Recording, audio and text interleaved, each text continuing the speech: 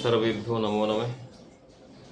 जगराते का प्रचलन आजकल बहुत जोरों पर है और हम समझ रहे हैं कि जगराते की जो आज की विधि है वो कैसे आयोजित होती है। इतनी जोर का ध्वनि प्रदूषण वहाँ उत्पन्न होता है कि भगवान यदि वहाँ विराजमान होंगे तो भी उस समय के लिए तो वो दूर चले ही जाएंगे, क्योंकि इतना शोर शराबा होता है। पशु पक्षी भी इस धमाके को, उस आवाज को सुन करके उड़ जाते हैं, दूर दौड़ जाते हैं। जब सामान्य प्राणियों को भी इतना कष्ट होता है तो क्या यह जगराते की विधि शास्त्र सम्मत है? आपको यदि जागरण करना है, रात्रि जागरण, बहुत से देवताओं की कृपा के लिए लिखा होता है कि रात्रि जागरण करें।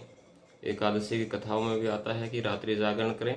उस जागरण का अभिप्राय है कि आप भजन संध्या करिए, सुमधुर वाणी में सुमधुर संगीत के द्वारा भजन होते रहें, भगवान की कथाएं भी बीच बीच में होती रहें। इस हिसाब का आयोजन आप करिए जिससे किसी भी प्राणी की शांति भंग ना हो, कानों को भी जो मधुर लगे। भगवान श्री कृष्ण जब बांसुरी बजाते थे तो पशु पक्षी उनके पास खींचे चले आते थे। यह होता है वाद्य का प्रभाव। तो आप विचार करें कि जहाँ जगराता हो रहा है, क्या वहाँ ऐसा मधुर संगीत उत्पन्न हो रहा है?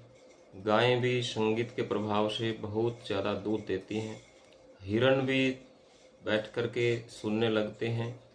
तो ये मोहक ध्वनि संगीत का माधुर्य होना चाहिए, तभी वो जगराता सफल हो पाएगा।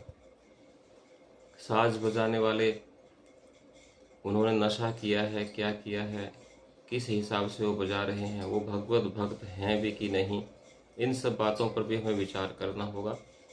और अश्लीलता का नृत्य वहाँ नहीं होना चाहिए। शांति से बैठ करके सब भगवान की कथा सुने, बीच बीच में सुमधुर भजन भी हो जाएं। यह जगराते का वास्तविक स्वरूप होता है। इसलिए जो भी सुन रहे हैं इस वीडियो को, तो ये समझ लें कि जब भी जगराते का आयोजन करें उसमें यज्ञ होना आवश्यक है। समाप्ति पर भगवान की आरती हो, आवाज़ इतनी मधुर रहे कि कोई भी पड़ोसी, कोई पशु, कोई पक्षी बाधित ना हो या असहज महसूस ना करे। सुमधुर संगीत हो, बीच में भगवान की कथाएं भी हों। और जिस देवता के निमित्त जागरण किया है उस देवता के कथाएं, उनका चरित्र, उनके भजनों की अधिकता रहनी चाहिए। आजकल जगराते वाले भी सब खिचड़ी बना देते हैं। तो आप जगराता भगवान शिव का कर रहे हैं तो शिव का गुणगान करें और शिव की कथाओं का आनंद लें। सुमधुर भजन भी होने चाहिए। आपका संगीत, गीत और कथा आकर्षक हो, समाज को एक नई दिशा प्रदान करे, भगवत भक्ति को बढ़ाए। ऐसे आयोजन होने चाहिए। सभी को साधुवाद।